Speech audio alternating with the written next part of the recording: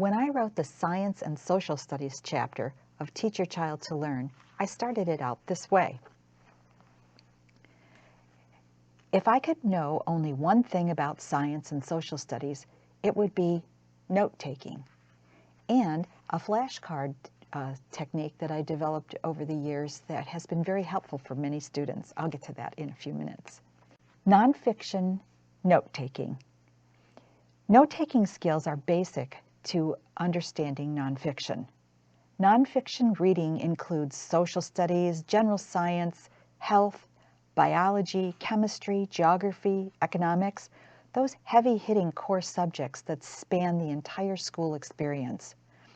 These fact-laden studies get increasingly more complex and lengthy year by year.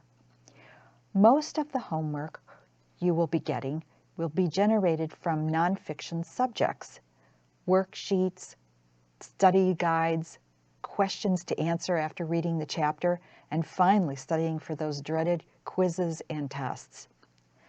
Again, the act of reading needs a purpose.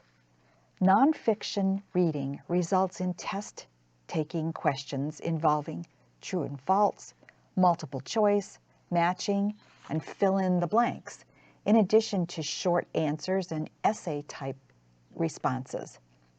Textbooks give facts, as well as explanations and reasons.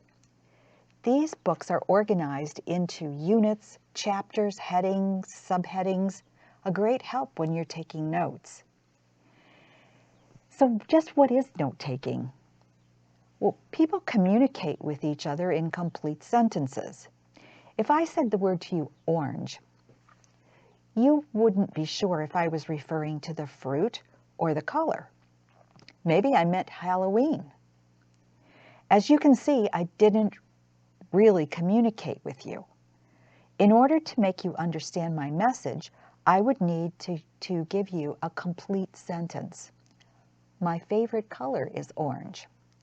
Now we've communicated. However, if you needed to remember that piece of information, perhaps for a test at some future date, you would not store it in your memory as a complete sentence. Your brain doesn't need that many words. I've realized that students do better when they read complete sentences, reword the information according to their own personal understanding, and condense the meaning into a note. These are the steps which work. Read, understand, reword, note. Let's look at each of these 4 points individually. First of all, what information is noteworthy? Well, here's my short list. Factual information and explanation are 2 of the main short list categories for me personally. If you were to have factual information, you would be basically looking for who, what, where, and when. We use them in fictional reading as plot, setting, character. So factual information might be a who, George Washington. What? Fought in American Revolution. Where? The colonies. When? 1776. That's all you need. Just an association with the facts, the who, what, where, when.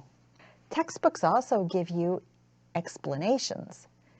This might be the notes that you would take for those categories. Why? Free colonies from British rule. How? Helped by patriots. Reasons. There was high taxation, no representation. The cause and effect? Well, that caused the birth of the United States of America. And the conditional idea, if war lost, still belonged to England. These are the associations that you make when you read.